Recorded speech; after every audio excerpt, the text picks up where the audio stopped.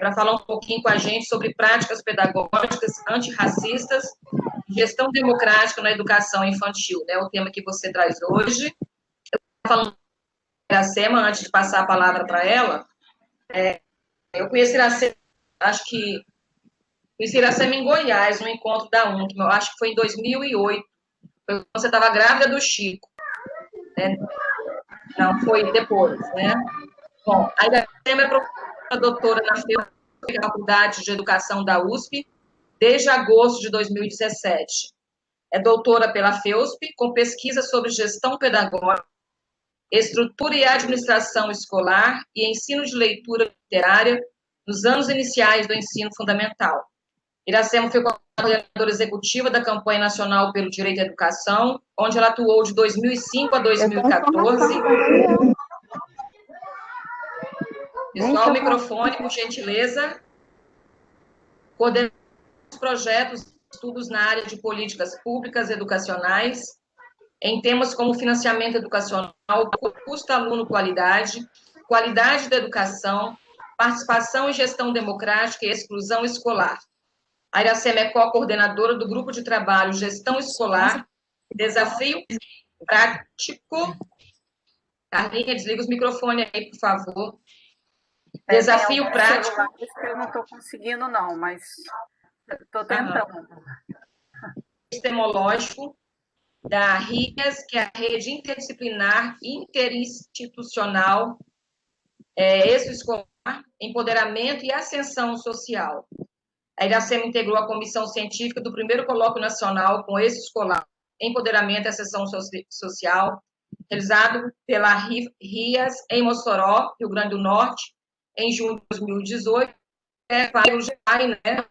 grupo de pesquisa lá, é membro da REPUL, Rede Escola Pública Universidade, onde participa da pesquisa Política Educacional na Rede Estadual Paulista, de 1995 a 2018, e é pesquisadora associada da CEALP, Centro de Estudos Africanos da Universidade do Porto.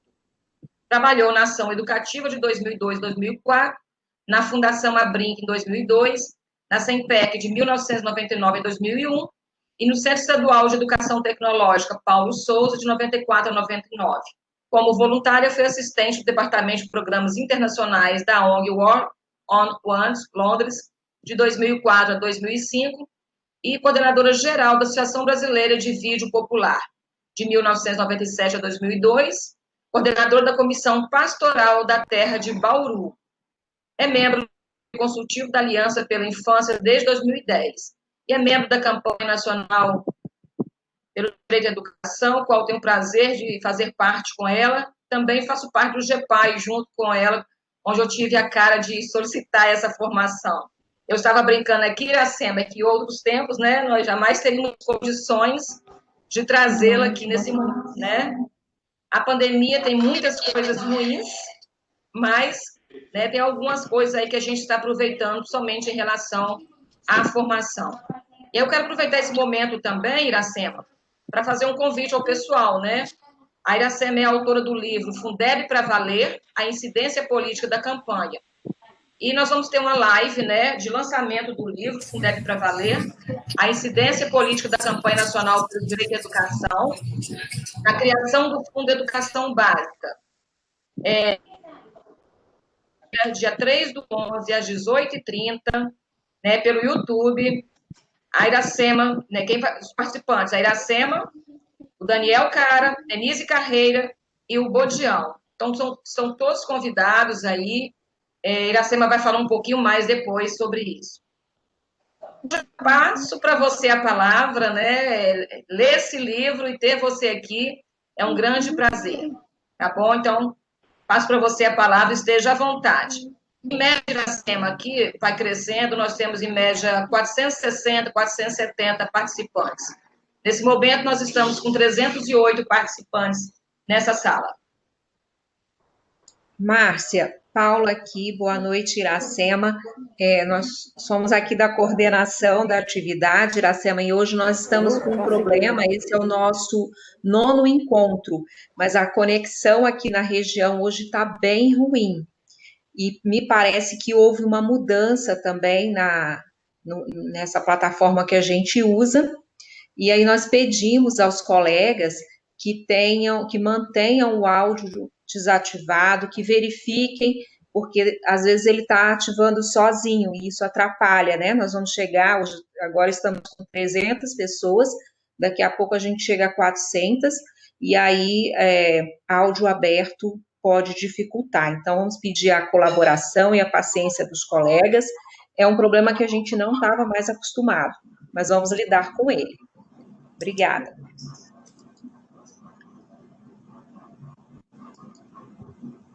Ok. Boa noite. Obrigada, Márcia.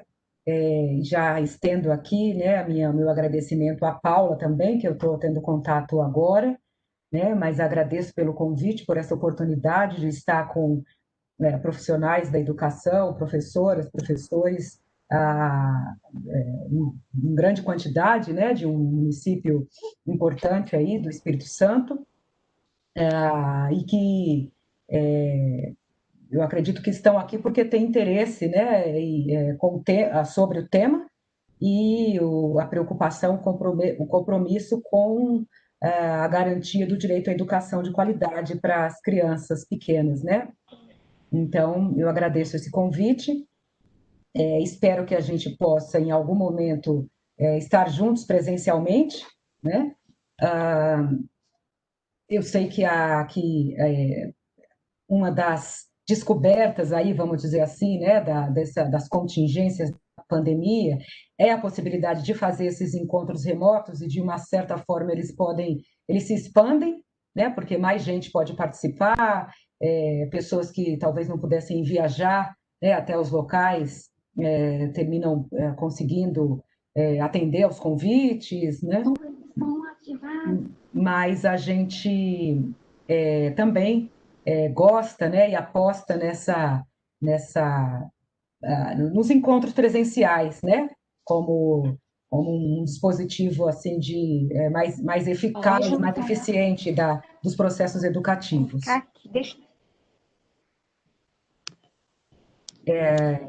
Márcia, você me apresentou aí, né, com aquela, enfim, usando a apresentação do Lattes, e caramba, eu já nem lembrava mais de tanta coisa.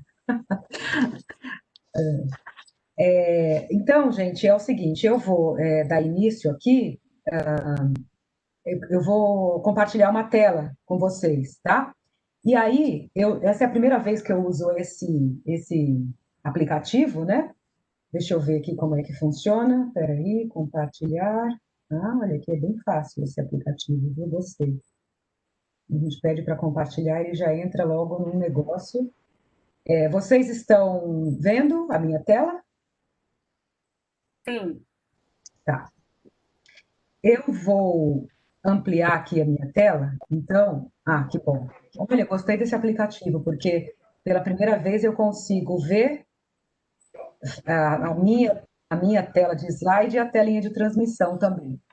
De qualquer forma, como vocês falaram, né, a Paula falou aí dos problemas com o microfone e tal, qualquer coisa, gente, vocês me interrompam, tá? Não mandem nada por escrito, porque eu não vou conseguir ver chat. Eu digo, enquanto eu falo, se der algum problema, porque também está acontecendo esse fenômeno do microfone, assim como ser ligado sem a gente querer, também ser desligado, né? Então, vocês me interrompam, por favor, se der algum problema aí durante a apresentação, tá? Bom, então vamos lá, né? Vamos iniciar, assim, agora propriamente o conteúdo, né, do nosso encontro de hoje. Como a Márcia já anunciou, né, práticas pedagógicas antirracistas e gestão democrática na educação infantil.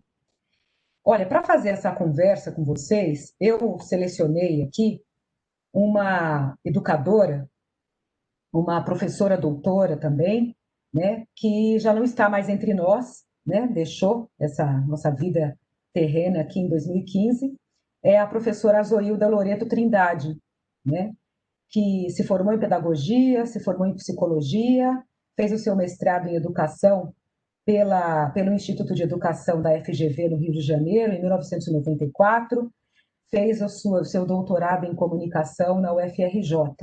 né? E aí um ponto da biografia da Zoilda é que, bom, ela nasceu no Rio de Janeiro, né? Filha de pais negros de classe média, né? Passou um tempo da sua infância na Bahia, né? Mas sempre indo e voltando entre Bahia e Rio de Janeiro. E um ponto marcante da biografia dela é que o bisavô materno dela era um homem escravizado que aprendeu a ler sozinho e comprou a própria liberdade, né? A sua carta de alforria, vendendo sabão, né?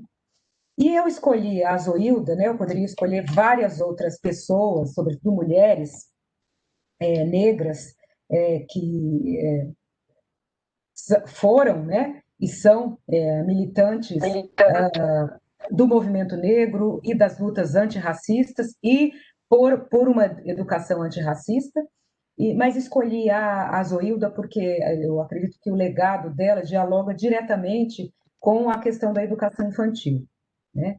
Então, dentre as várias contribuições que ela nos deixou, eu destaco aqui o reconhecimento do lugar dos afetos na produção do conhecimento, né? Isso era algo que a Zoilda insistia, trazia em todas as suas ações como educadora, né?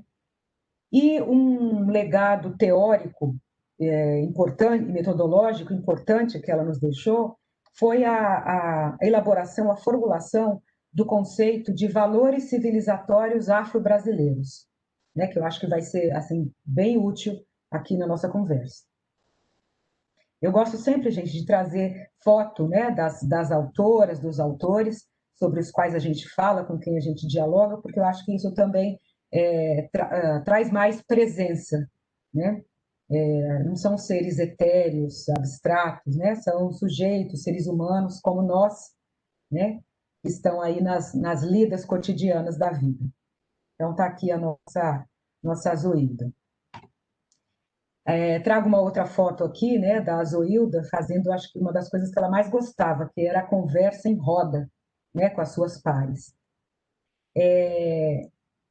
Em homenagem a Zoilda, a professora Giovana Xavier lembrou que uma das falas mais fortes e constantes da Zoilda era o seguinte: a invisibilidade é a morte em vida, né?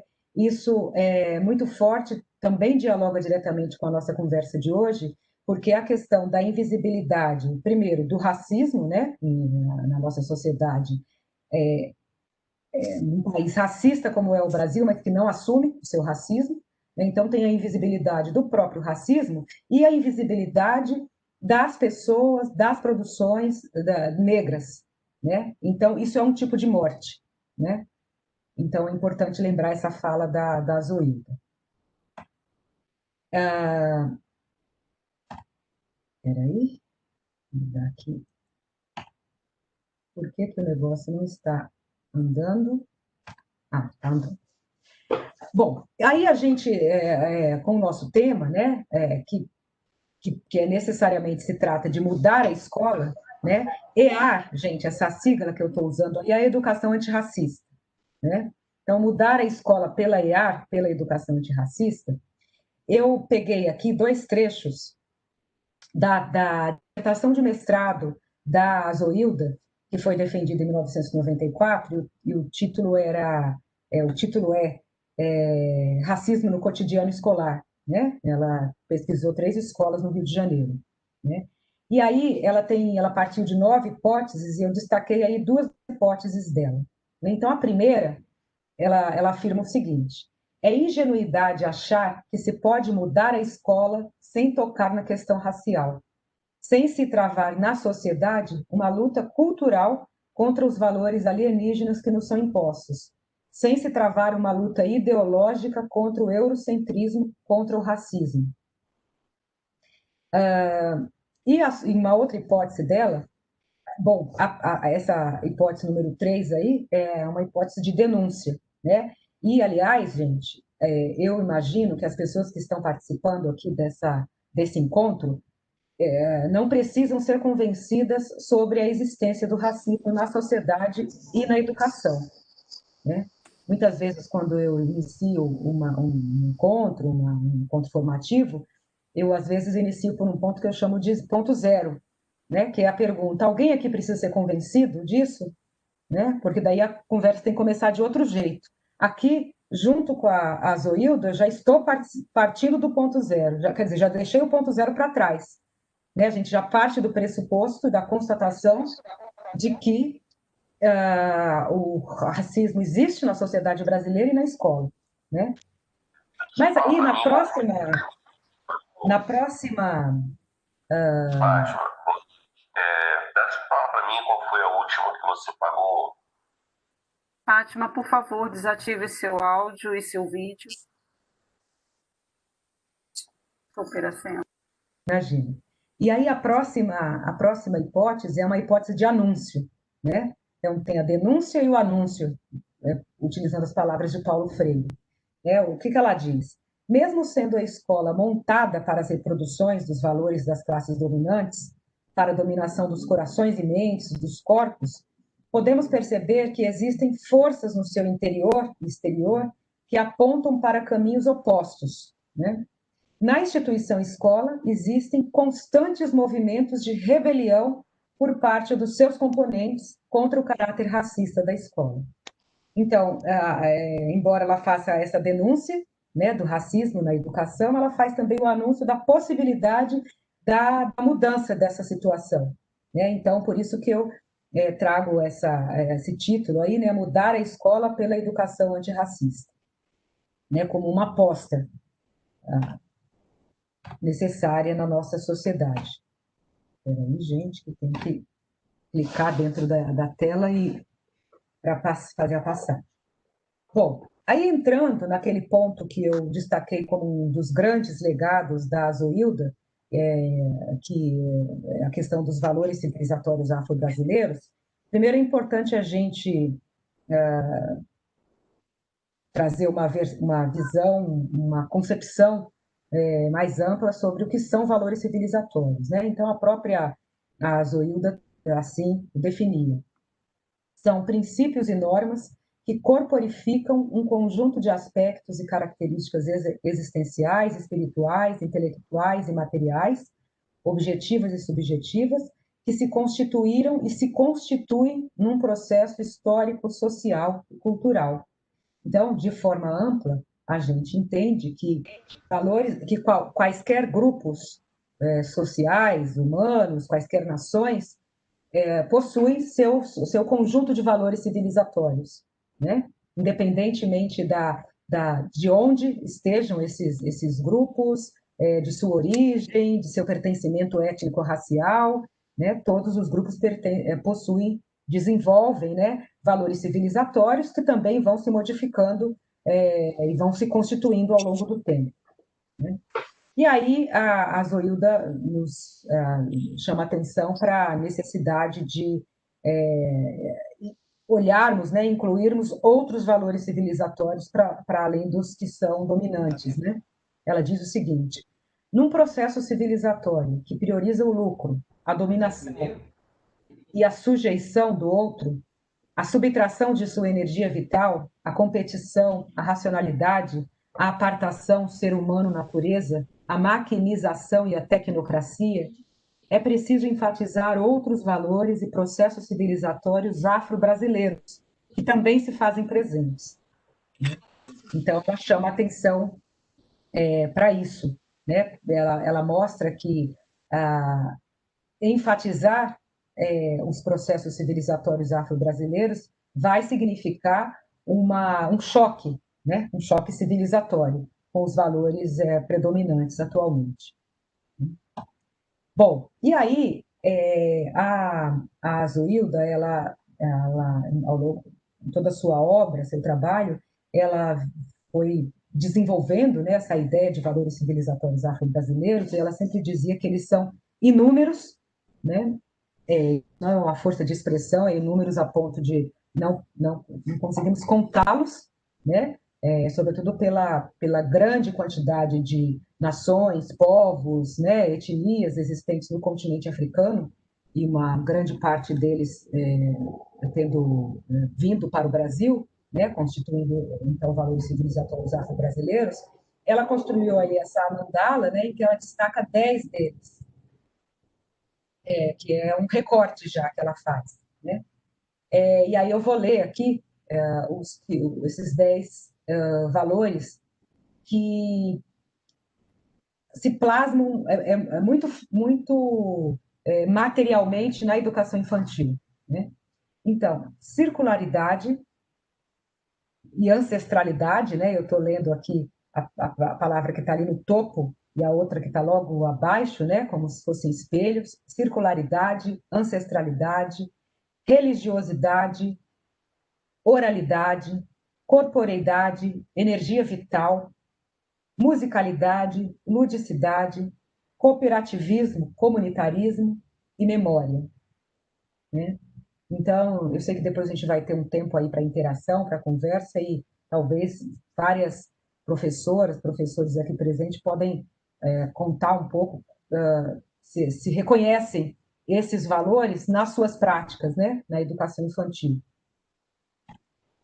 É importante destacar que esses valores, essas são palavras de Sueli Carneiro, né, uma socióloga e educadora, que, ao homenagear a Zoilda, quando de sua morte, em 2015, a Suelaine Carneiro, diz o seguinte, que esses valores civilizatórios são princípios que possibilitam o tocar e ser tocado, permitem a realização de práticas docentes comprometidas com uma educação sem discriminações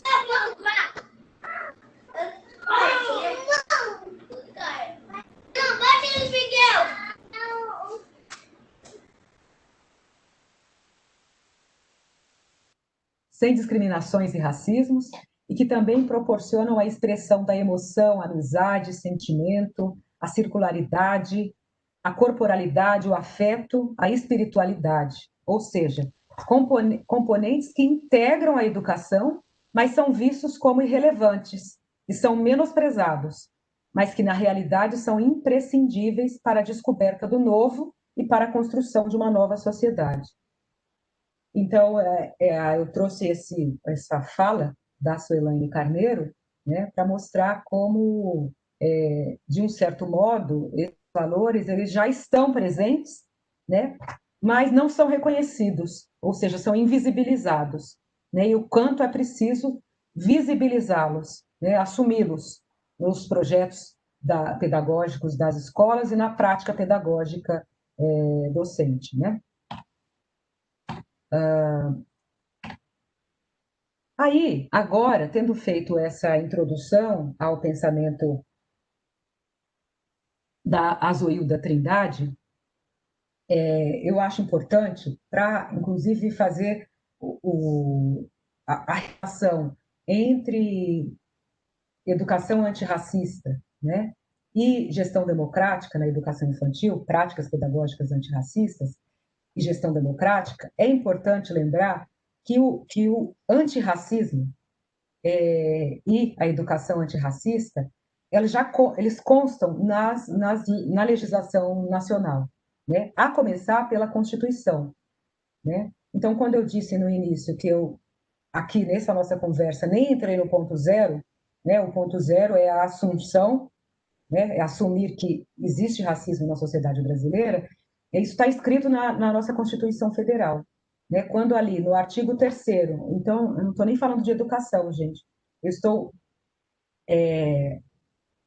me remetendo ao artigo 3º da Constituição, que define os objetivos fundamentais da República, né? São 4, como vocês podem ver aí na tela, né? Construir uma sociedade livre, justa e solidária, garantir o desenvolvimento nacional, erradicar a pobreza e a marginalização e reduzir as desigualdades sociais e regionais, e promover o bem de todos, sem preconceitos de origem, raça, sexo, cor, idade e quaisquer outras formas de discriminação. Então, é importante, né, que a gente vá bem aí para o começo da Constituição, porque quando se fala em construir uma sociedade livre, justa e solidária, a gente, é óbvio, esse inciso 1 está diretamente relacionado ao inciso 4, né? Não se constrói uma sociedade livre, justa e solidária sem um sólido projeto de educação, né? Que tenha isso como meta e que contribua para essa construção. Gente, a tela deixou de ser compartilhada para vocês?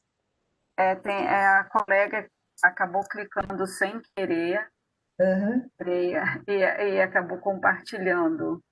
Ah, tá. Rita, por favor, tire o compartilhamento da sua tela para que a professora possa dar sequência. Isso, Iracema, eu não consigo fazer, sabe? Não tem problema, mas então eu vou compartilhar a minha de novo, ver se funciona, Isso, tá? vamos fazer esse teste. Isso, peraí, vamos aqui.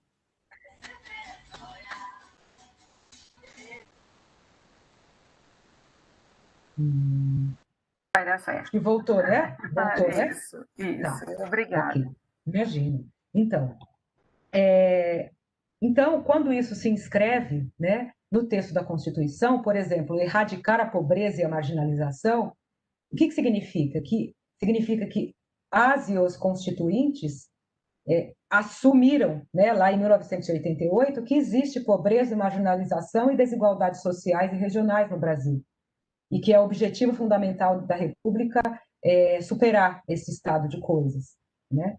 Então, eu acho que é importante a gente fazer essa remissão, né?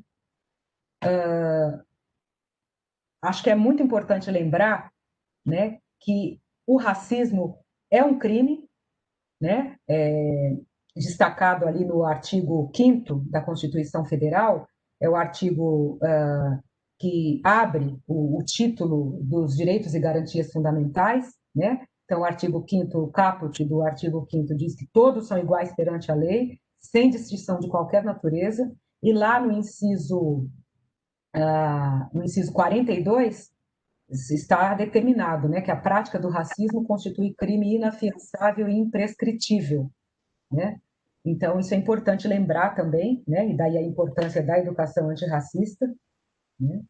E ainda na Constituição, né, no artigo, já no capítulo lá que trata de educação, o artigo 206, que eu acho que, como todas as pessoas aqui sabem, né, é o artigo que traz os 9 princípios da educação nacional, também está presente a questão da educação antirracista, logo no inciso 1, né, quando a gente diz que o ensino será ministrado com base nos seguintes princípios. 1.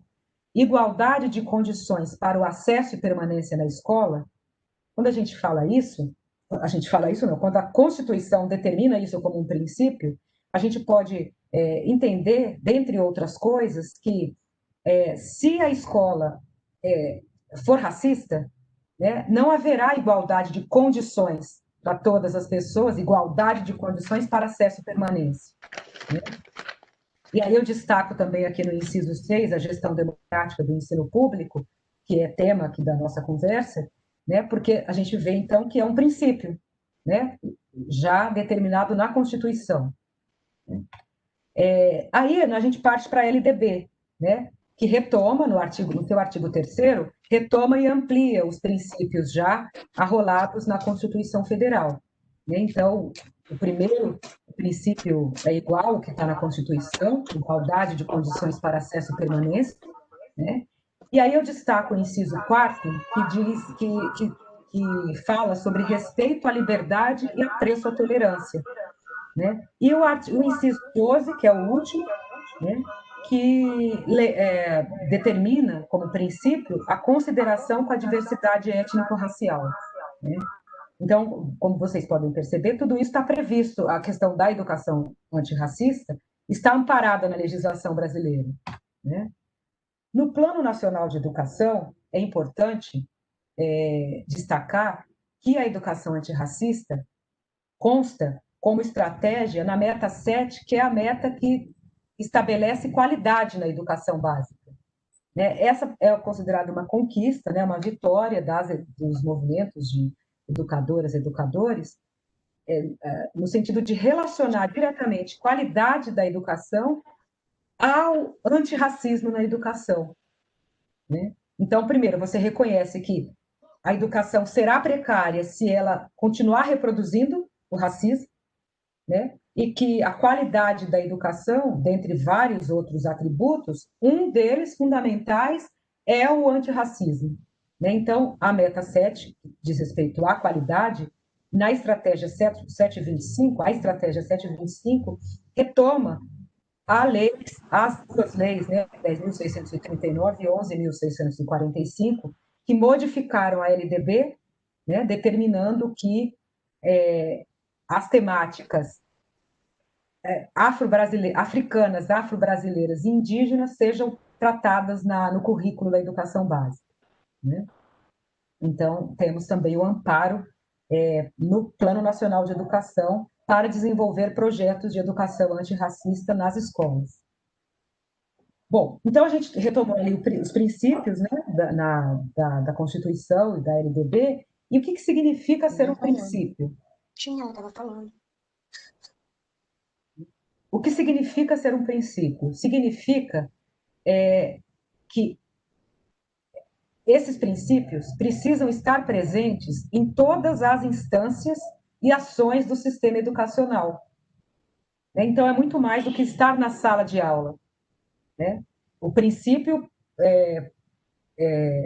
deve ser respeitado e incorporado quando se está elaborando uma política pública educacional, né? Os gestores, as gestoras, seja no MEC, numa secretaria estadual, numa secretaria municipal de educação, numa escola, precisam observar se as suas proposições estão obedecendo os 9 princípios lá na Constituição Federal e os 12 princípios da educação na LDB, né? Então, assim como a gestão democrática não pode ficar restrita a um espaço dentro da escola, né, a uma instância como um conselho, né, a educação antirracista também não pode ficar restrita a um cantinho no currículo, né, ou em alguns componentes curriculares. Né? Não é possível entender, então, a gestão democrática como algo que acontece só no conselho, né? Nem a educação antirracista como algo que acontece na aula de educação artística, né? Ou na aula de educação física com a capoeira, né? Então, e muito menos em alguma data comemorativa, né? Ou pensando que a educação antirracista vai atender apenas os estudantes negros, né? Então, esses dois princípios, educação antirracista e gestão democrática, têm que passar todas as instâncias e ações do sistema educacional, né? É isso que significa ser princípio. Não vou repassar aqui o conteúdo programático, né? As implicações da Lei 10.639 e da 11.645 na LDB, né? Bom, elas modificam a LDB, né? Em termos de determinação de conteúdos programáticos.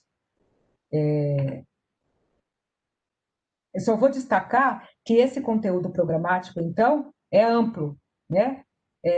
O parágrafo 1º do artigo 26A da LDB, então, diz que a incorporação desses temas tem que...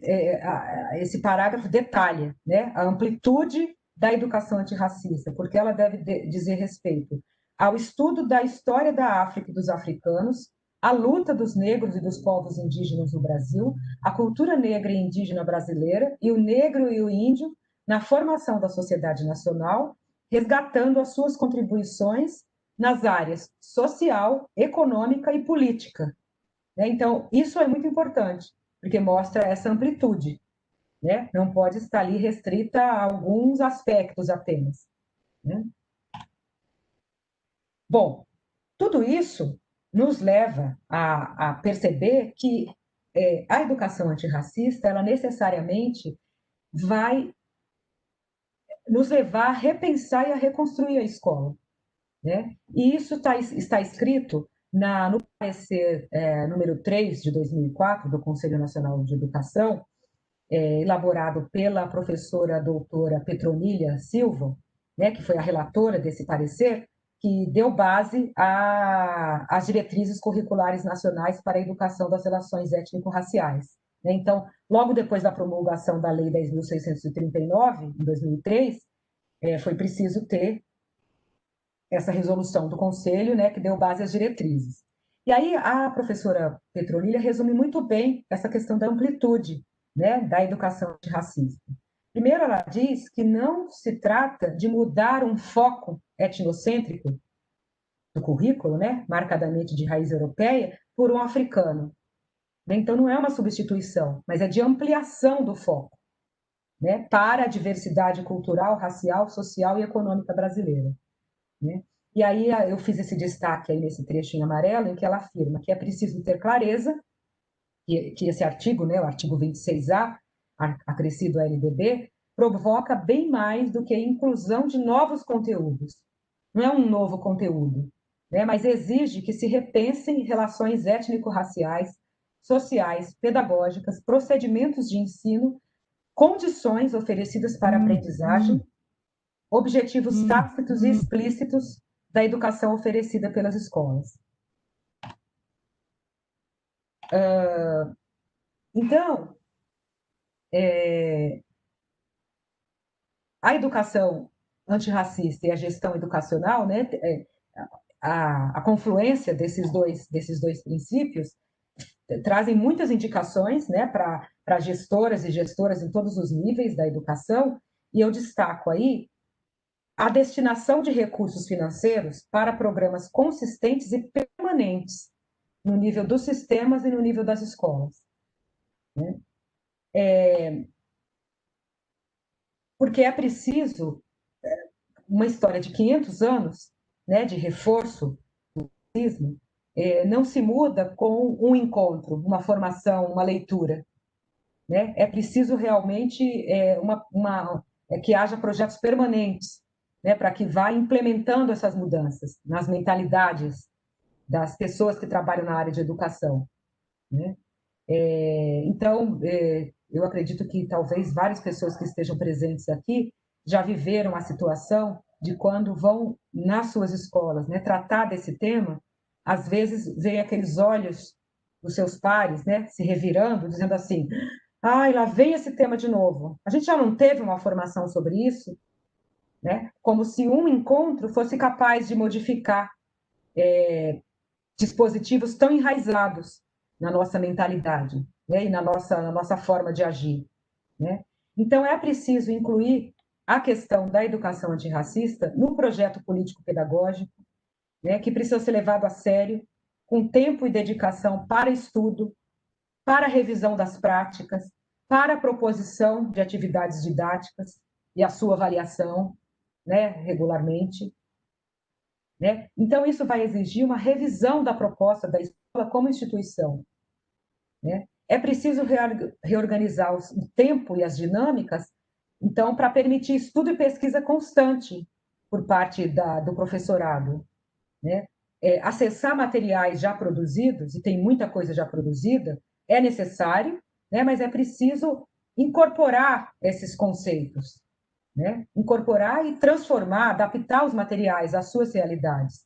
E isso não é trivial. Precisa de tempo para isso, precisa de dedicação, né? E então é preciso reconstruir as relações na escola com uma escuta atenta, respeitosa, sensível de todas as pessoas, inclusive das posições divergentes, né? Isso é impossível? Isso não é impossível, isso já está acontecendo em muitas escolas de todo o Brasil. Eu tenho tido contato aí nos encontros para os quais eu sou convidada, com professoras, professores, desde a creche até a universidade, desenvolvendo projetos de educação antirracista, né? Muitas vezes como uma iniciativa individual, mas em muitos casos como uma iniciativa do coletivo de educadoras, educadores da escola, né? Eu gosto sempre de trazer as falas das professoras da educação básica, né, que são as pessoas que estão enfrentando ali a lida cotidiana, né? E eu trago aqui a fala de uma professora, mestra, aqui de São Paulo, né, a professora Patrícia Cerqueira, que acho que resume tudo isso que eu falei, né? Ela aponta como desafio, ela diz: o que talvez falte para nós é tempo e condições coletivas para que possamos estudar juntos, institucionalmente, não como iniciativa pessoal, militante e solitária. Aí ela diz, né, que fazer educação antirracista é matar um leão por dia para conseguir fazer a leitura, apropriar o conhecimento, fazer a síntese, o recorte para a nossa realidade, reler e construir. E ela fala, e tudo isso, por vezes, de modo solitário, né, sem a mediação de um par avançado, de um leitor, uma leitora camarada que nos ajude na mirada. Então, eu acho a professora Patrícia já trabalhou na educação infantil, ela é historiadora, né? Hoje em dia ela trabalha no ensino fundamental 1, né? Mas eu acho que a fala dela resume bem esses desafios, né? No chão da escola. Né? E a educação antirracista, ela tem essa missão da emancipação do currículo, da escola e das pessoas. E quando eu falo das pessoas, é de todas as pessoas.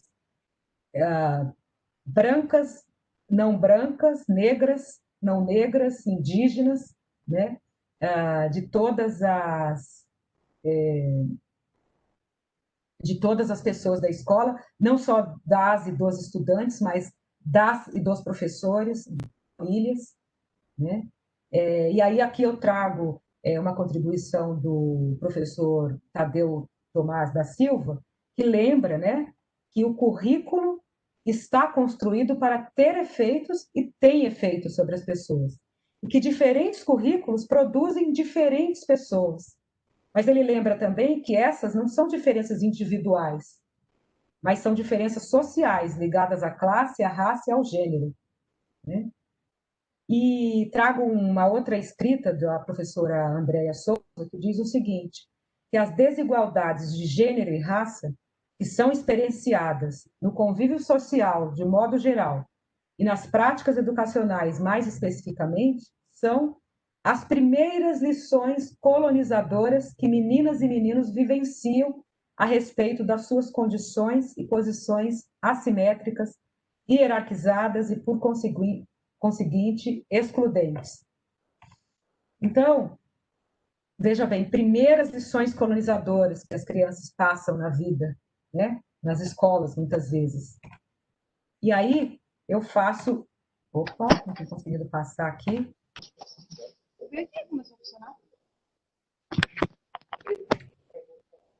Clica no slide, Graciela. Mas é que eu acho que eu dei uma autorização aí para anotação, e aí não estou conseguindo passar. Espera aí. Deixa eu fazer uma coisa aqui, tirar da anotação. Agora acho que vai. Então, diante disso, né, dessa ideia de que as primeiras lições colonizadoras que meninas e meninas recebem até como um tratamento racista, muitas vezes acontece na escola, eu faço um convite aqui, né, para vocês. É um convite e, ao mesmo tempo, é um lembrete que é um dever, porque, como vocês viram, está na Constituição, está na LDB, está no Plano Nacional de Educação.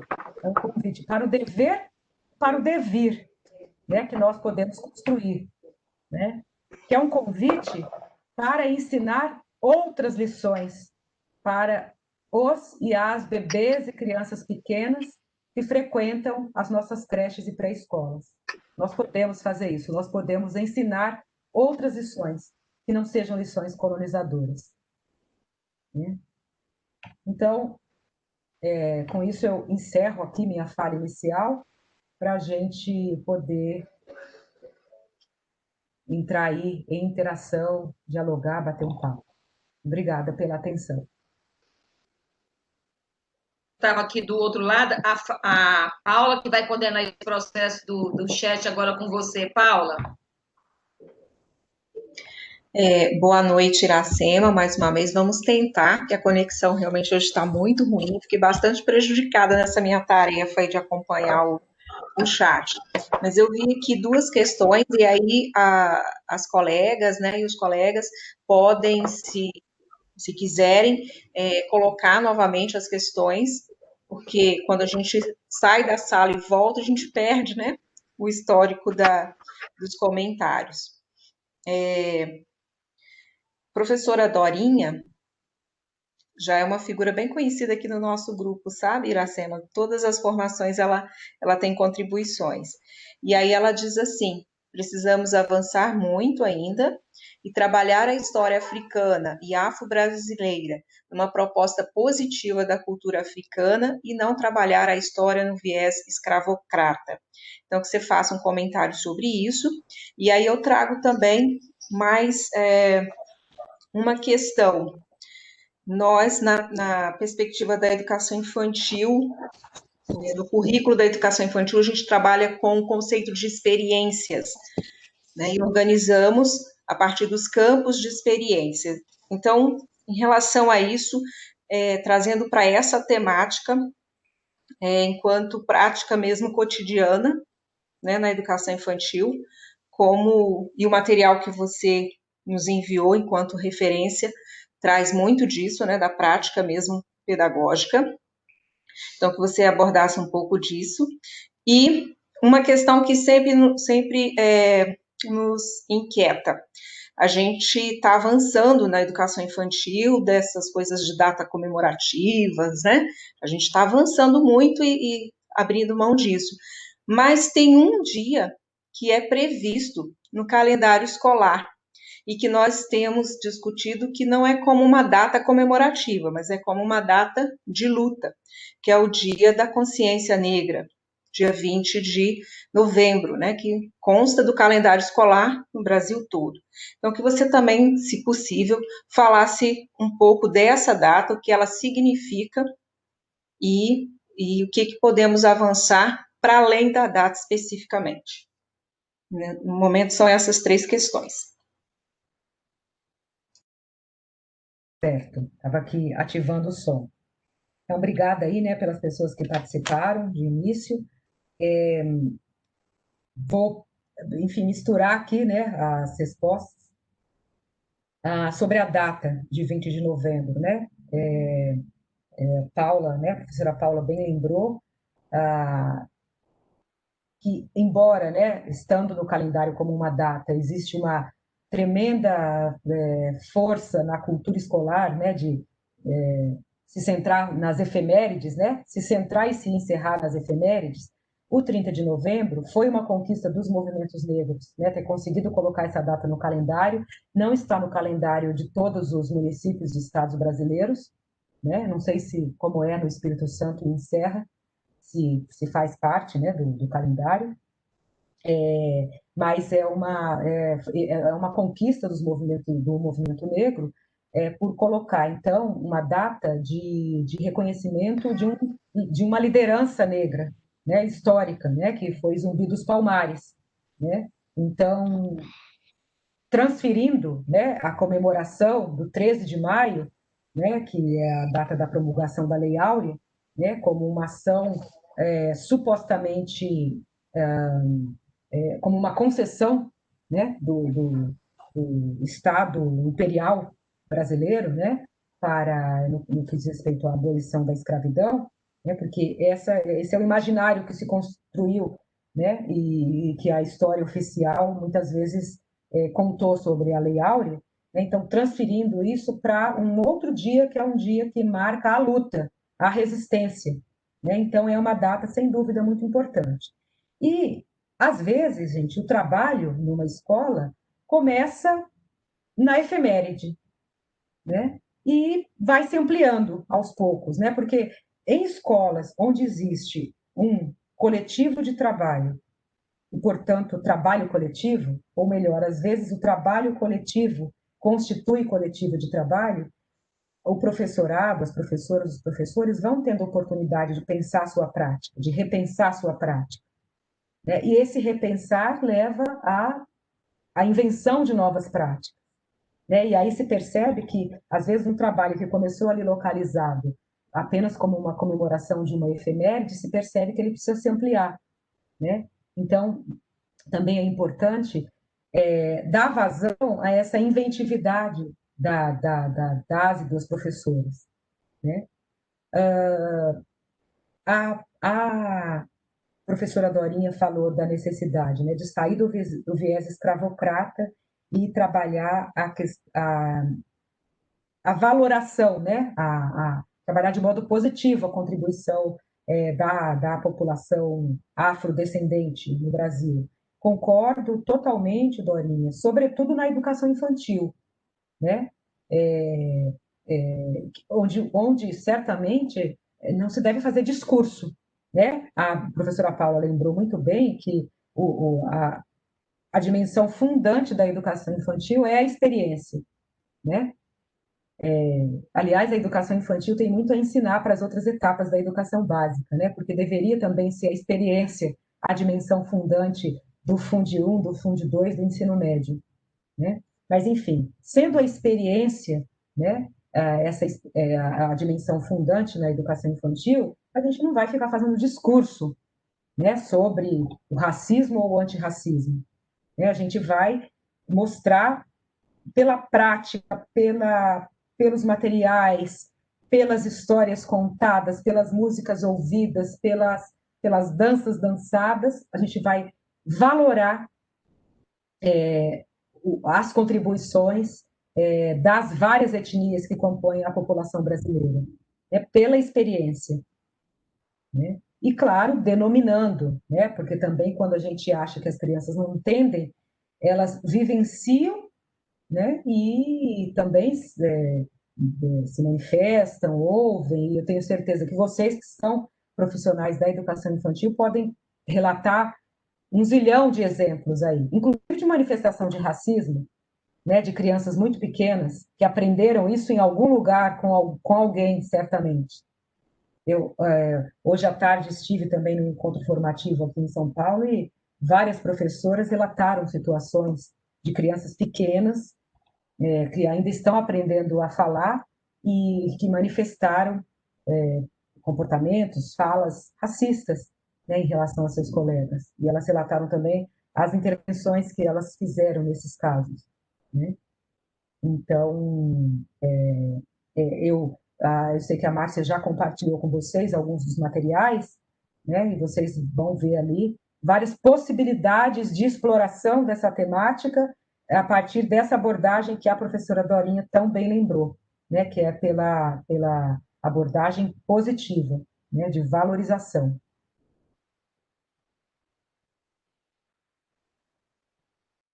Temos algumas outras contribuições, vou fazer a leitura. Da professora Ruslana, é um marco histórico, ela falando sobre esse dia de luta, né, previsto no calendário. Aqui não é feriado, mas é um dia previsto no calendário escolar. É um marco histórico para a luta do povo negro no Brasil. Dondoni, eu não consigo saber o primeiro nome, é preciso uma autodescolonização para tornar possível a descolonização da escola. Vivemos uma constante desconstrução. E aí, Nívia também diz assim, gostaria de ouvir mais sobre o enfrentamento da educação antirracista ao racismo estrutural, especialmente no currículo e ao posicionamento das escolas diante da comunidade escolar. A professora Bárbara diz, acho muito importante utilizarmos o termo e discutirmos a temática como educação antirracista, porque devemos conscientizar as pessoas que o racismo é algo enraizado, que as pessoas insistem em fingir não conhecer ou existir em seu meio.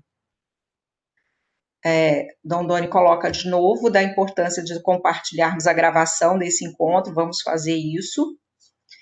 E a professora Dorinha, em um curso que participei de educação étnico-racial, não sei se tive boa compreensão, mas lembro que trabalhar as origens, a descendência no viés antirracista seria a busca da ancestralidade, pois o trabalho da árvore genealógica caracteriza mais uma prática eurocêntrica.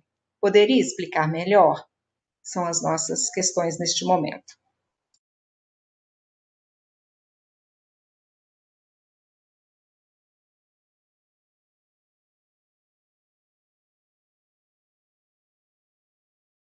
Ativando o som aqui. Bom, vou tentar mais uma vez juntar as coisas, né? Os comentários das colegas.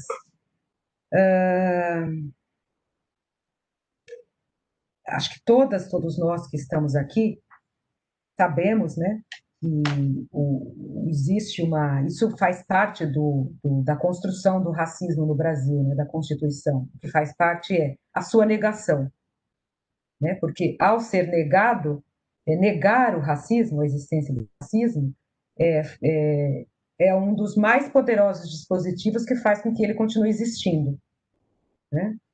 Então, ou melhor, que dificulta seu enfrentamento, né? Porque, infelizmente, gente, o racismo vai continuar existindo sempre, né?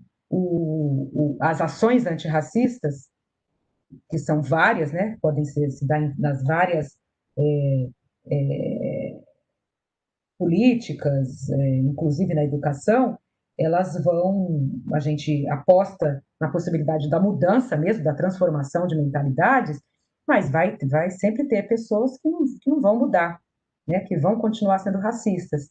E aí o que a política pública precisa fazer? Coibir essas pessoas, né? Coibir no sentido de que elas não podem manifestar o seu racismo publicamente, elas não podem exercer o seu racismo na sua profissão, né? Então, negar o racismo é um mecanismo de manutenção do racismo, né? E de dificultar o seu enfrentamento. E acredito que é importante, em processos formativos, trabalhar trabalhar essa questão pela sensibilidade, né? Acho que foi Joatami, eu não sei se eu estou lendo direito, que falou da autodescolonização. De fato, né? Quando a gente também, em processos formativos, entra só com o discurso, né? Entra pelo viés da intelectualidade, da racionalidade, a gente não consegue atingir algo que está enraizado, né? Alguém falou aqui do enraizamento do racismo, né? Porque claro que é muito difícil para qualquer pessoa que tenha um mínimo de reconhecimento pela dignidade humana, né? Não estou falando dos racistas assumidos que vêm saindo dos bueiros, né? Recentemente, mais recentemente aqui, sempre existiram, mas mais recentemente nas polarizações político-ideológicas, partidárias da sociedade brasileira, essas pessoas também vêm saindo dos bueiros. Desculpa, gente, eu não posso usar outro termo com relação a pessoas que são racistas, né? Então, fora essas pessoas, né, assumidas, racistas, que defendem o racismo, que defendem a inferioridade de alguns grupos, né, que não reconhecem a dignidade natural de todo ser humano, quem tem um mínimo de noção, né, da questão da dignidade humana, vai ter dificuldade de assumir o racismo, né? Porque todos nós, se a gente olhar para a nossa história, para a nossa jornada, para a nossa constituição subjetiva, a gente vai reconhecer ações, práticas, pensamentos racistas, né, ou discriminatórios em relação a grupos populacionais que a gente considera diferente de nós mesmos, né, diferentes de nós. Então, é preciso tocar a sensibilidade das pessoas. E aí a autodescolonização, Joatami, passa por isso, né? Então é importante, a gente está aqui num encontro muito grande, né, com muita gente, à distância, seria difícil, numa situação, num encontro como esse, desenvolver essas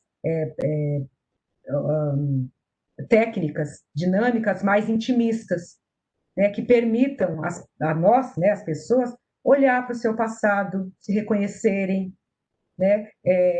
Normalmente, quando a gente vai em encontros formativos sobre esse tema, muitas pessoas se descobrem, né? Inclusive se encontram com o seu pertencimento étnico-racial. Né? E aí eu vou falar mais de mulheres, gente, quantas mulheres professoras, ao participarem de encontros que tratem dessa temática, trazem relatos, né? Falam assim, olha, eu não me reconhecia como negra, eu não me reconhecia como indígena, né? E essas leituras, esses encontros me fizeram perceber isso, né? Então, é muito importante fazer esses processos de autodescolonização pela sensibilidade, né?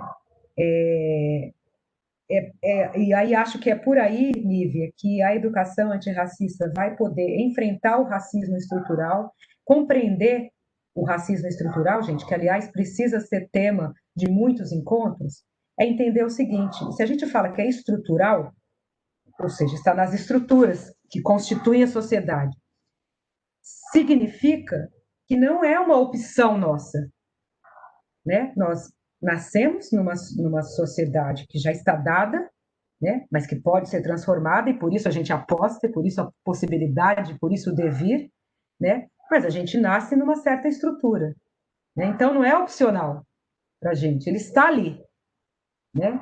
Como faz parte das estruturas, vai haver racismo em qualquer instituição, pública ou privada, do Brasil, né? Não é necessariamente porque um determinado indivíduo quer ser racista, né? Muitas vezes a atitude, a fala, o pensamento traz a público algo que constitui inconsciente, né? Então, isso é reconhecer a estruturalidade do racismo, né? É o primeiro passo para o seu enfrentamento. E a educação antirracista, certamente, Nível, tem um papel enorme aí. É como o machismo, né? Quando a gente fala do machismo, do sexismo na sociedade, que também é uma estrutura, né? Muitas vezes, os companheiros aí que participam das formações acham que a gente está falando do machismo como algo que pertence aos homens, como algo que os homens praticam. O machismo está na mentalidade, nos corações, nos atos de todos nós, mulheres e homens. É estrutural também, né? Então, pode não ser uma escolha da gente, mas é uma escolha transformar, né? E é só por isso que existe a educação, né, gente? Se a educação existir só para perpetuar as desigualdades, a gente vai se demitir agora, ó, esquece, desliga essa formação aqui, né? Não faz sentido a gente estar conversando aqui hoje. A gente está conversando porque a gente acredita na possibilidade de mudança pelo nosso trabalho como educadoras e educadores, né? Então, acho que é isso, né? É importante utilizar, assim, o termo educação antirracista, Bárbara, né? Para confrontar essa insistência em fingir, né, o desconhecimento, em negar o racismo. E isso, gente, é um trabalho cotidiano, né? Porque, como vocês sabem, as equipes escolares mudam muito, né? As pessoas entram e saem das equipes, e aí, por isso que também o trabalho tem que ser objeto de um trabalho permanente. Porque a educação antirracista não é um conteúdo qualquer, não é um conteúdo de componente curricular, não é uma nova forma de ensinar matemática. Hoje nós estamos reunidos aqui para conhecer uma nova forma de trabalhar matemática com as crianças pequenas. Não é isso, né? É algo enraizado na nossa subjetividade. Então, por isso tem que ser objeto de um trabalho permanente, recorrente, né? Eu acho que, em relação a esses comentários de Jatami, Nívia, Bárbara, né, e da Dorinha novamente. Sim, uma pergunta que a Dorinha fez. Dorinha, eu não sei se eu entendi bem a sua pergunta, mas a questão questão da árvore genealógica, talvez, o problema da árvore genealógica quando aplicada, quando a gente tenta montar a árvore genealógica, né, de pessoas afrodescendentes, né, ou de descendência indígena, o problema é que, como a exploração, a desumanização e a coisificação das pessoas negras africanas, esses processos, né, de desumanização, coisificação, exploração, como eles aconteceram, é difícil montar a árvore genealógica, porque a gente, eu falo a gente, né, como uma pessoa, como uma mulher negra, que diz sua árvore genealógica, né? Como a de nós foi tirado o sobrenome, né? Quando as pessoas africanas eram forçadamente transportadas, né, caçadas, vendidas, comercializadas, ou seja, coisificadas, transportadas nos navios negreiros em condições animais, né, e eram separadas de suas famílias e de seus grupos étnicos, até para impedir que elas se comunicassem por meio da linguagem, né, da língua falada, nós perdemos, né, nossas raízes, né, perdemos a possibilidade de localizar. Então, talvez é nesse sentido que, em alguma formação que vocês tenham estado, se falou dessa dificuldade da árvore genealógica, né, porque a gente tem dificuldade de mapear os nossos rastros, as nossas raízes, né? Então, Iracema Santos do Nascimento. Santos do Nascimento é o quê? Gente, são sobrenomes portugueses, né? Que provavelmente vêm de pessoas como todo mundo sabe aqui, né? As pessoas africanas escravizadas eram reduzidas à condição de coisa, né? Porque só uma coisa você arranca de um lugar, vende, comercializa, né? Carimba, marca o corpo e olha os dentes, né? E diz assim, esse serve para tal serviço, esse para outro, e você dá a denominação do seu proprietário para essa coisa, né? Então aí vem a dificuldade da árvore genealógica, né? Deve ser por isso. Acho que eu consegui dialogar um pouco com essa rodada de questões. Iracema, temos mais duas questões que eu vou apresentar. Primeiro, eu peço desculpa pelo barulho aqui dos animais, mas é comum isso acontecer, né, nessa nossa experiência aqui virtual. Se possível, que você falasse se há distinção da temática relações étnico-raciais na educação infantil e educação antirracista na educação infantil. Há diferença?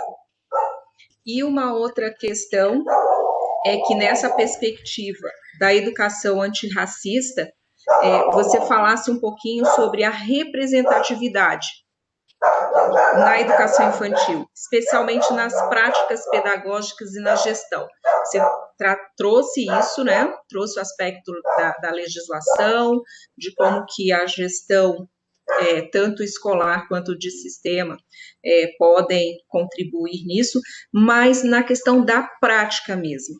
E aí, fazendo bastante referência a esse material que você trouxe como proposta, né, da educação infantil e práticas promotoras da igualdade racial, que fala muito desse cotidiano escolar, se possível.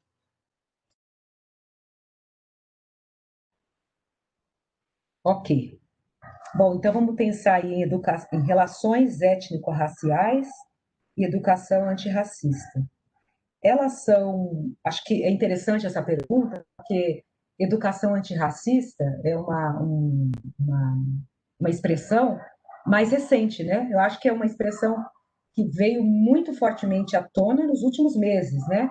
A partir da morte, assassinato praticamente televisionado do George Floyd, lá nos Estados Unidos, eu sempre digo, gente,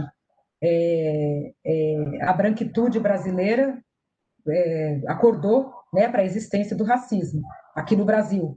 Então, primeiro ficou horrorizada com o racismo que mata desde sempre lá nos Estados Unidos, né? E aí ocorre que alguns atos, crimes racistas cometidos pelo Estado, inclusive, né, pelas forças policiais, são cometidos cotidianamente aqui no Brasil e passaram a ser gravados e publicizados nas redes sociais.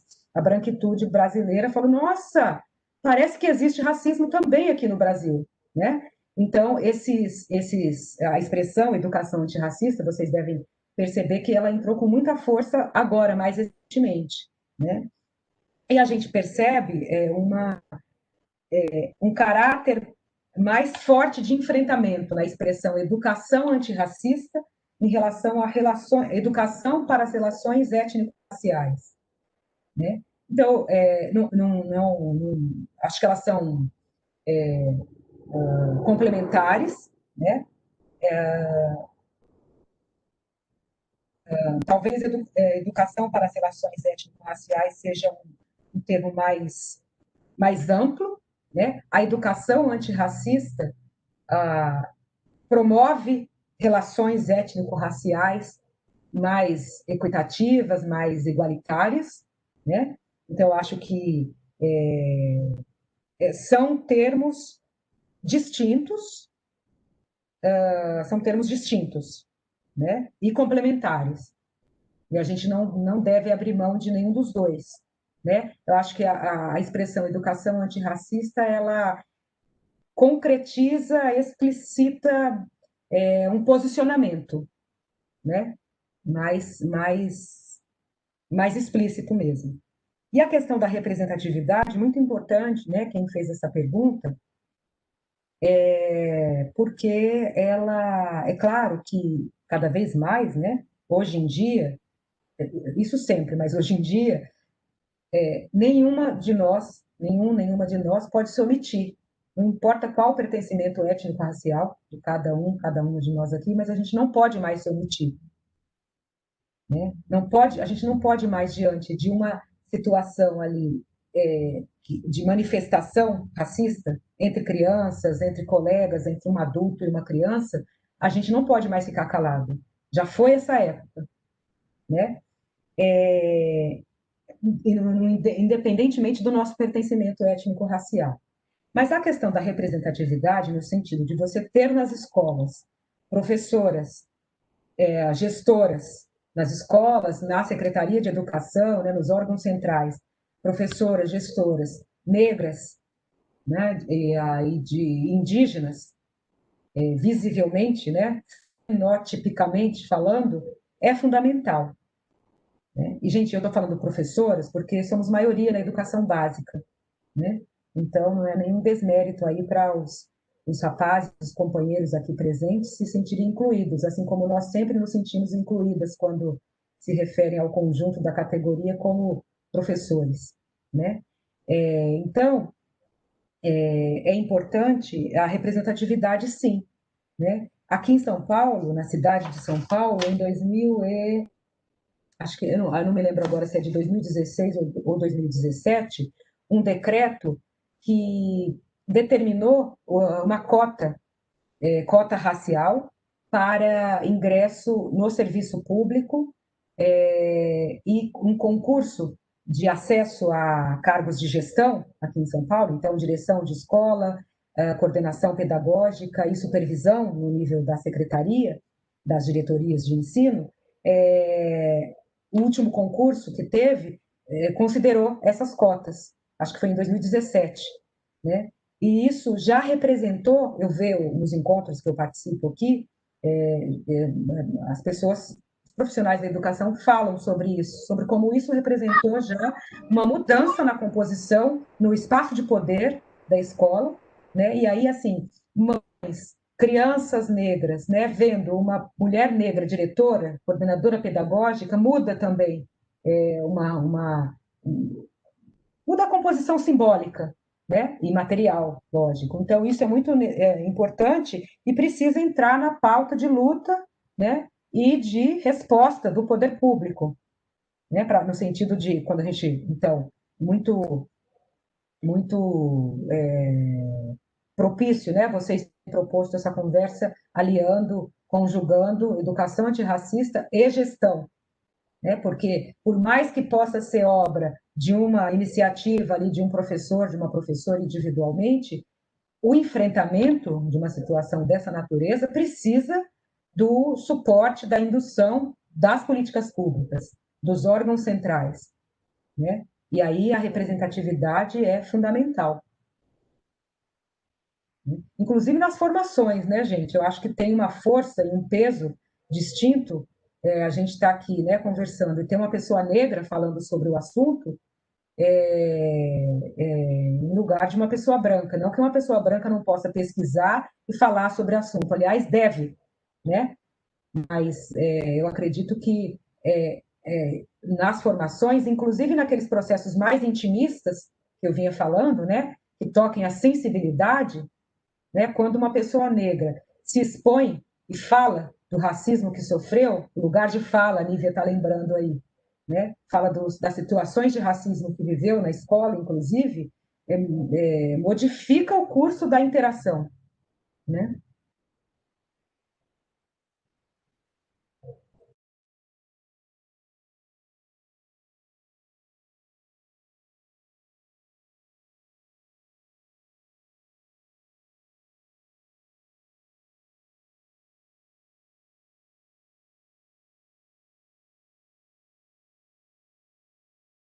Parou, Iracema? Concluiu? Sim. Desculpa, eu desativei o som e esqueci de falar que eu tinha concluído essa rodada. Então, Paula, mais alguma Das, colocação? não, das questões nós encerramos, e aí eu só coloquei ali no chat uma observação assim, minha particular do material que eu li, né, que você indicou, a representatividade também nas propostas de trabalho com as crianças, né, porque senão, Iracema, pode acontecer o equívoco da gente achar, e você já tratou disso aqui na sua resposta, de que só pode tratar da questão antirracista o negro, né? Então, o cotidiano mesmo, a prática pedagógica de uma proposta antirracista, ela está nos detalhes, inclusive, né? Naqueles, a educação infantil trabalha muito, né, com ambiente, não vou chamar de decoração, né, mas chega próximo disso, então que isso também tenha essa questão da representatividade, ou eu estou fora do contexto. E aí nós encerramos os comentários e passamos para a Márcia fazer o encerramento com você. Serra é um município, né, que tem uma história, não sei se você já viu falar, né, Iracema, sobre a questão dos negros, né? Nós temos aqui um Chico Prego, né, que travou uma luta, nós temos a história de Queimados, então, assim, uma história muito bonita, né, uma história de resgate muito bonita. Então, Serra surgiu dessa questão das lutas dos negros, né? Então, assim, trabalhar a questão antirracista, trabalhar a questão dos negros em Serra, isso é primordial, né? Porque é um município que nasce disso aí, dessa luta, né? É até bom falar você sobre Chico Prego e Queimados, né? Que é uma igreja que os negros queimaram depois, porque prometeram se eles construíssem. Tem uma longa história aí que não dá para contar aqui muito rápido, né? Mas para a gente estar ouvindo você falar hoje é muito importante, né? Somente não agora, mas nesse momento de pandemia, nós temos estamos trabalhando com algumas atividades e agora nós vamos entrar, né, no estado e no município. Hoje, dois professores trabalharam a cultura, trabalhar instrumentos musicais, que eu acho que você tem até um na sua casa, né? Que é o... Porque uma vez levaram um aí, Daniel levou um que nós demos de presente, né? Que é a casaca. A casaca. E os professores produziram, né, uma casaca para trabalhar. Então, trabalhar essa história da Serra é muito importante, né? Que é a história de resistência e luta que Paula coloca aí, história muito bonita, né? E no chat aqui as pessoas vêm falando da importância, né? Eu fiquei aqui até entusiasmada, né? Aquilo que você fala, as pessoas, muita gente fala, já vem com esse papo de novo, né? E o que eu vejo aqui no chat, as pessoas amaram, queria ouvir você mais vezes, quem sabe, né? A gente pode estar trazendo você aqui mais vezes, para falar mais um pouco para a gente nesse tema aí, que é muito importante. Então, de antemão, eu quero te agradecer, né? Eriades está aqui também traz, né? Linda história do nosso município, e também considera muito importante esse diálogo. Então, muito elogio à formação, tenho que te agradecer, nós vamos estar te chamando novamente, tá? Para o próximo ano, aqui mesmo, né? Não sei se vai ser nesse aplicativo aqui, ou se a gente pensa no YouTube, né? Vamos pensar, no YouTube é bom que a gente expande, né, Iracema, e fica gravado, apesar que isso aqui está sendo gravado, tá? Para passar para as pessoas. Tem muita gente reclamando que não conseguiu entrar, mas é por causa esse novo, fizeram uma modificação, e quando vai entrar pelo aplicativo, eu entrei aqui 2 vezes, entrei pelo computador e pelo celular. O celular exige algo a mais, por isso que as pessoas estavam com algumas dificuldades. Então, assim, o pessoal está te parabenizando, né? Você está lendo aí. Se você quiser ter acesso à gravação, depois eu te mando, e ao chat também, eu te mando depois, tá? Que a Carla, essa pessoa, essa parceira que está aqui colaborando com a gente em todas as formações, ela salva. Então, quero te agradecer, mesmo assim, de coração, eu sei da sua ocupação, e você esqueceu de falar do convite da live, do livro, do lançamento do livro. Vai falar aí? Bom, é que toda hora a gente tem que reativar o som aqui, né? Pessoal, obrigada novamente, porque antes de agradecer, o livro, deixa eu até pegar aqui para mostrar, espera um pouquinho só, deixa eu sair um pouquinho aqui do computador.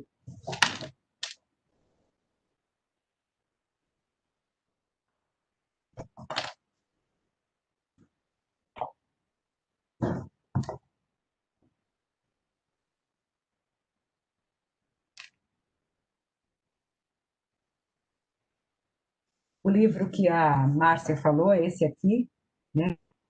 Então, a incidência política da Campanha Nacional pelo Direito à Educação na criação do Fundo da Educação Básica. Foi um livro que eu escrevi, que vai ser lançado na terça-feira, dia 3 de novembro, às 18h30. Depois a Márcia passa para vocês o link, né? De um evento realizado pela campanha. E nesse livro aqui eu estou falando da criação do Fundeb 1, né? O Fundeb que está em vigor até o final desse ano.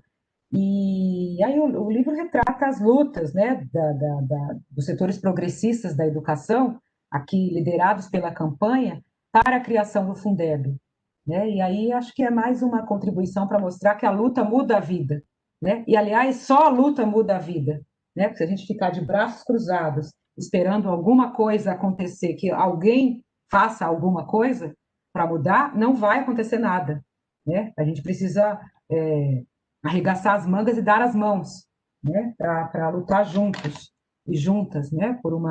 Pelas transformações que queremos, que almejamos. E, que bom, você já está mais adiantada que eu, Márcia, que eu nem tinha esse link ainda aí. É a Simone, Ah, a pesquisa dela relacionada ao financiamento. Ela é do Comitê então, Capixaba. ótimo, Simone, ótimo. Simone está na... Eu Ótimo. sempre coloco, né, que a luta em defesa da educação ela é constante, né, Iracema, senão não foi eterna, né, porque nós não podemos usar os braços jamais, né. Claro, gente, sempre vai ter disputa em torno todo discurso que nega a política é um discurso para fazer, né, para fazer as pessoas comuns, cidadãs e cidadãos, se afastarem da política para que ela continue sendo colonizada por elites, né? A nossa vida é política o tempo inteiro, né? Porque a política é a arte da convivência entre interesses diferentes, divergentes, né? E eles vão sempre existir. Portanto, as lutas serão eternas, né? Sinto muito informar-nos sobre isso, né? As lutas nos antecedem e nos superam, né? A gente está no curso da história, né? Então, é isso mesmo, só as lutas mudam a vida e a educação, né? E com relação o que Paula, né, a Márcia também mencionou aí da história de Serra, né, a história o legado afrodescendente, né, em Serra, é tão maravilhoso ouvir isso, gente, porque a educação antirracista, ela pode descortinar horizontes, né? A ampliação de repertório, ela realmente é para todo mundo, porque é preciso pesquisar juntas e juntos, né? É preciso usar materiais que já existem, repetindo um pouco do que eu falei, e pesquisar também. E isso pode ser feito em qualquer etapa da educação, né? Então, vivenciar isso, acho que uma professora que mencionou uma vivência, acho que com relação à questão da história de Chico Prego e das queimadas num centro de educação infantil, né? De maravilhoso ver as crianças se apropriando daquela história, isso tem repercussão nas famílias, né? Então, é um processo em que nós, como educadoras e educadores, nós crescemos, porque para desenvolver educação antirracista, a gente tem que retomar a autoria intelectual do trabalho de professor e professora, né? Sem autoria intelectual, criativa, nós não somos professores e professores, nós somos só repetidores de conteúdo que vem pronto de algum lugar, né? Então, acho que a educação antirracista tem ainda essa bela contribuição para a nossa formação, para a nossa prática, né? E com relação a formações, gente, eu tomo aí a liberdade, né, de sugerir que vocês também façam trocas entre vocês, né? Eu tenho certeza que muita gente aqui está desenvolvendo ações, né? E as trocas nos levam a muitas aprendizagens, né? A rever as nossas práticas, né? Conhecer também práticas de escolas, sobretudo no caso, né, de educação infantil, de outros municípios e estados. Depois, até se a Márcia quiser, eu posso passar uns contatos aqui de algumas experiências aqui de São Paulo, né, que não são para serem imitadas, lógico, né, mas é para ser conhecida, para levar reflexão, né, e esse processo assim constante, né, de olhar para a própria prática, né, se reconhecer inclusive no racismo, né, para poder desconstruí-lo, né, é um processo que muitas vezes traz dores, né, mas de forma geral realmente é emancipador, né? Então também parabenizo vocês do núcleo gestor aí, né, que trouxeram o tema, organizaram esse encontro com tanta gente participando, né, a essa hora da noite. Sei que são pessoas que já trabalharam o dia inteiro, né, assim como eu também. Então, que bom que vocês estão nessa luta. É isso aí, Iracema. Então, agradeço em nome de todos os gestores da região, né, que é o município, a maior rede de ensino do estado do Espírito Santo, né? Essa região aqui, nós temos só de Centro de Educação Infantil 28 CMEs, que é a região José de Anchieta e Civite. Uhum. Então, são 140 unidades de ensino. Nós estamos aqui com média eu acredito, de 19 CMEs, tem alguns que não participam, né? Então, é uma rede bem ampla, com 7.000 professores, né? Não chega do tamanho de São Paulo, mas é uma rede bem ampla, né? E a gente tem unido nessas formações de profissionais, né?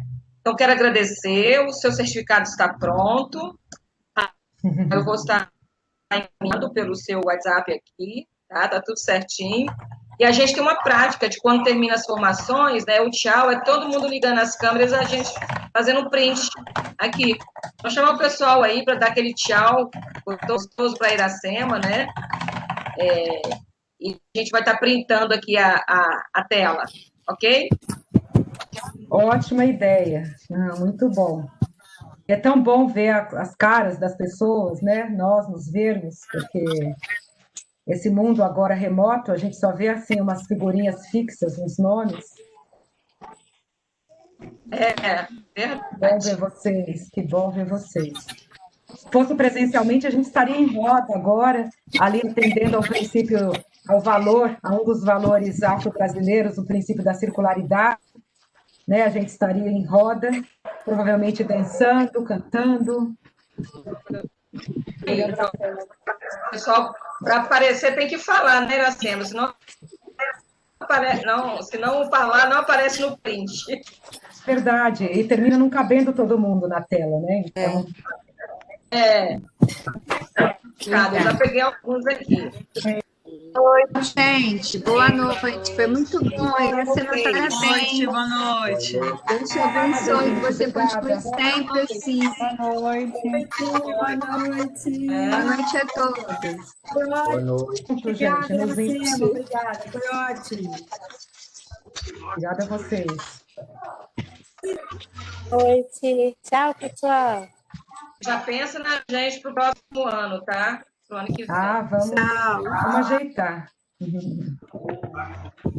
Beijo para todo mundo aí. E até semana que vem.